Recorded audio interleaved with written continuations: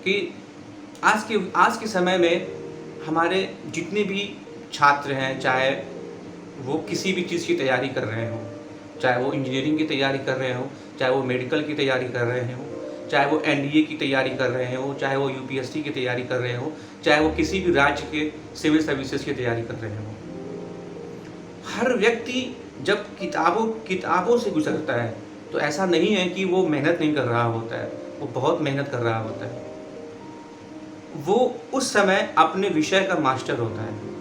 But किस्मत की बात आप ले लीजिए, चाहे जो भी चीज़ें उसके साथ चल रही होती हैं वो परीक्षा में सफल नहीं हो पाता।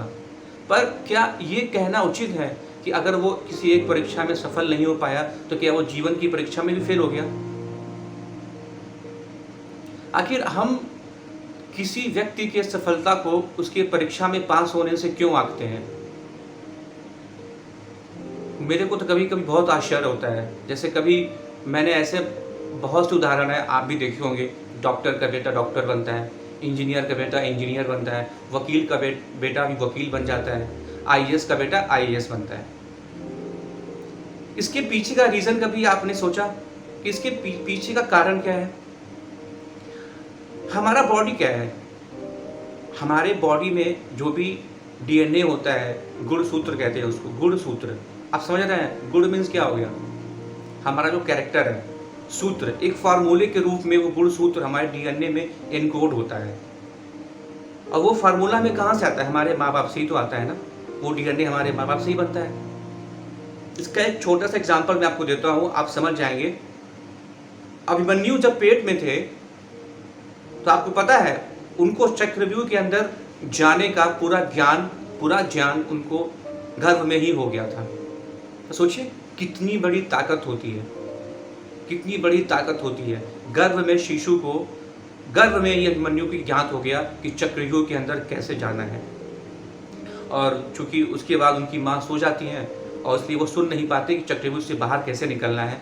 और बाकी का अंजाम तो आप जानते ही हो क्या होता है। छोटी छोटी चीज़ें होती हैं, ये छोटी छोटी चीज़ें हम इग्नोर कर देते हैं अपने बच्चों के लिए। हम अपने बच्चों का भविष्य तय कर सकते हैं, हम खुद बना सकते हैं कि हमारा बच्चा कितना बुद्धिमान होगा, हमारा बच्चा मानसिक रूप से कितना मजबूत होगा।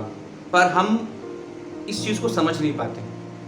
हम उसके अंदर कौन सी क्वालिटी, कौन सा कैरेक्टर डिकोड कर रहे हैं, उसके डीएनए में कौन सा कैरेक्टर डाल रहे हैं, हम उस साइंस को, उस विज्ञान को समझ नहीं पाते हैं। मैं इसलिए बहुत ही छोटी छोटी बातें आपको बता रहा हूँ, और ये बातें जब आप समझेंगे आपको खुद समझ में आएगा। क्योंकि क्या है कि हम आजकल खुद के साथ बैठना ही छोड़ दिए हैं। हम खुद के साथ नहीं बैठ पाते। हमें अगर 10 मिनट का फुर्सत मिलता भी है तो हम फिल्मों में, इंस्टाग्राम के रील्स को देख रहे हैं, फेसबुक देख रहे हैं, व्हाट्सएप के स्टेटस को देख रहे हैं, पर कभी खुद के साथ नहीं बैठते। कभी हम खुद के साथ बैठ के अपने परिवार के बारे में चिंतन नहीं करते, अपने आस पड़ोस के बारे में चिंतन नहीं करते, अपने बच्चों के भविष्य के बारे में चिंतन नहीं करते।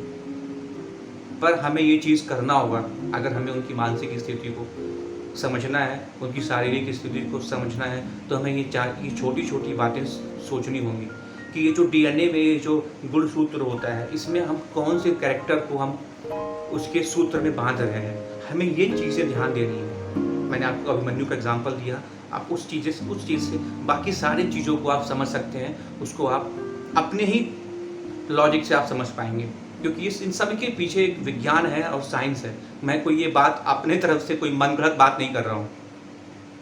ये सारा साइंस के द्वारा प्रूव किया गया है। जैसे कहा नहीं जाता है कि हमें जैसा एनवायरनमेंट मिलता है हम वैसे ढल जाते हैं। आखिर ये कैसा कहा गया है? जैसे एक कहानी आपने सुनी होगी कि एक शेर होता है और वो शेर बचपन से भेड़ियों के बीच में रहता है।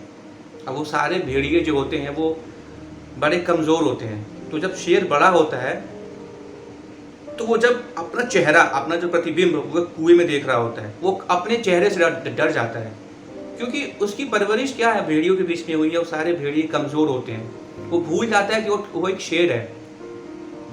तो बस यही एक उदाहरण है कि जो भी एनवायरनमेंट, जो भी पर्यावरण हम अपने बच्चों को दे रहे हैं, वही सारी चीज़ें उसके भविष्य की परिकल्पना करती हैं, उसके भविष्य को रचने में सहायक होती हैं।